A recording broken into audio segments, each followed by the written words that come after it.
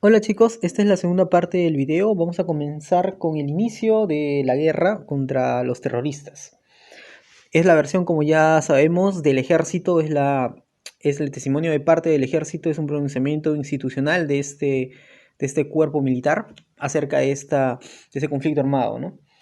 Como ya sabemos, el inicio comienza con el atentado de Chuschi quemando pues ánforas electorales por senderistas. La primera respuesta que tuvo el Estado fue enviar a la Policía Nacional. La Policía Nacional, el gran problema que tuvieron es que la policía no estaba preparado para enfrentarse a estos terroristas. No se conocían el enemigo porque siempre se pensaba que esos grupos eran pues guerrillas nada más y que ya ellos tenían experiencia con guerrillas, justamente con el MIR, que lo habían aplastado en Oción pues en muy poco tiempo y no conocían realmente quién era Sendero Luminoso.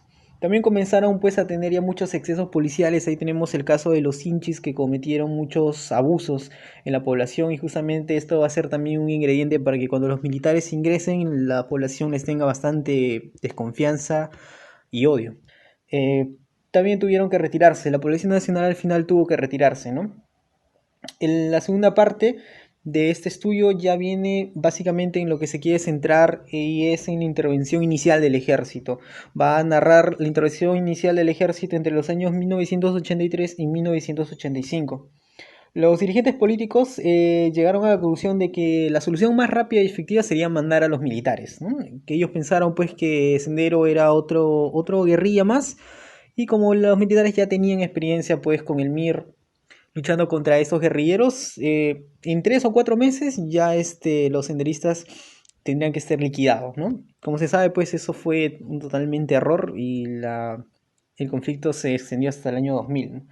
Bueno, Ayacucho fue el primer campo de batalla, pero también se declararon en emergencia las provincias de Huanta, La Mar, Cangallo, Víctor Fajardo y Huamanga, en Ayacucho obviamente. Esto estuvo a cargo de la segunda división de infantería, a cargo del coronel Roberto Noel Mora. El método que tenían ellos, como ya se sabe, es el de la guerra convencional, no guerra externa. Ellos estaban preparados para la guerra contra otro ejército y también poseían pues manuales norteamericanos de cómo combatir guerrillas. Como se sabe, ellos solamente tenían una preparación de cómo combatir esas guerrillas o cómo hacer una guerra contra otro país. Esos eran los métodos que ellos tenían. Ellos no conocían a Sendero Luminoso. Ese fue el gran problema que tuvo el ejército y justamente va a ser el que va a causar muchas muertes, tanto de comuneros como de los propios efectivos militares, porque no conocían a sus enemigos, no conocían cómo ellos operaban. La organización de los militares se basó pues en elementos de comando y control, elementos de maniobra, elementos de apoyo de combate y apoyo administrativo. ¿Cómo operaban los militares? Ellos iban a las poblaciones y hacían bases contrasubversivas. Lo que hacían era de estas bases salían patrullas en movimiento y comenzaban a desarticular a los grupos terroristas. Bueno, esa era la manera en que ellos comenzaron a operar. Bien, la población, como dije, simpatizaba con Sendero Luminoso. La relación con el ejército peruano no era pues la mejor, era muy difícil. La población le tenía, como se dice, la población le tenía miedo a Sendero, pero más odiaban a los militares, ¿no? Bueno, también pues comentan que Sendero a veces se vestía de militares y cometían crímenes y fechorías a la población justamente para que se acreciente ese odio hacia los militares.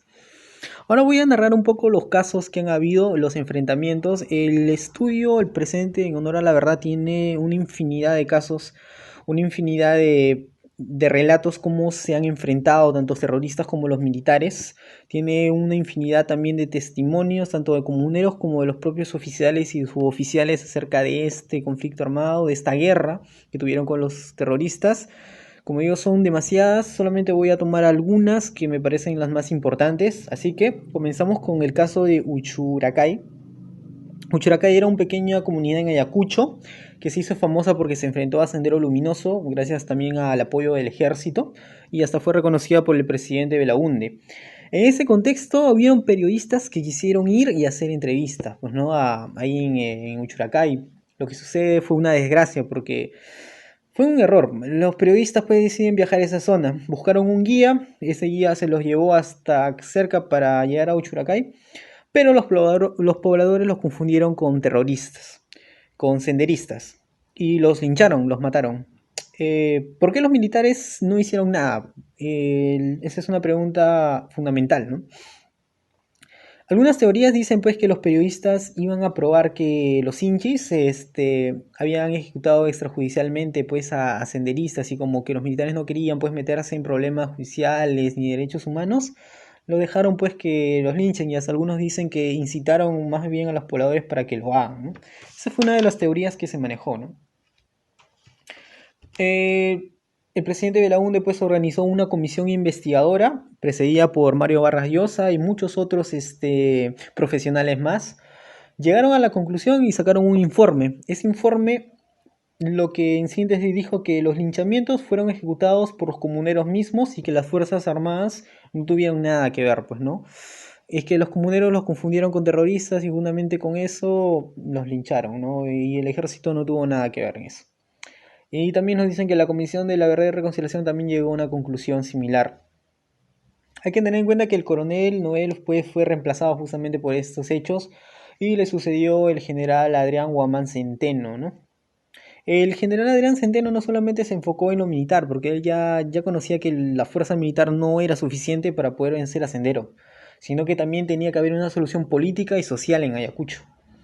Fue por estas declaraciones de ayudar social y políticamente que lo sacaron también, ¿no? Y lo reemplazaron por el general Wilfredo Mori Orcoso. El general Mori ya tenía pues sabía que los manuales de táctica contra los guerrilleros no funcionaban, ¿no? Que Sendero Luminoso pues era inubicable y utilizaban tácticas que ellos no conocían, ¿no? O sea, no eran las convencionales que conocía el ejército. Se identificó las labores de inteligencia en estas épocas para conocer mejor al enemigo, porque se dieron cuenta de que no funcionaban las tácticas generales que ellos tenían, y era justamente, como digo, por el desconocimiento de su enemigo, y comenzaron a estudiarlos, ¿no? También se dio la visita de Juan Pablo II a Ayacucho y también nos relatan pues que habían infiltrados senderistas en el ejército, ¿no? Que desertaban y se robaban el armamento.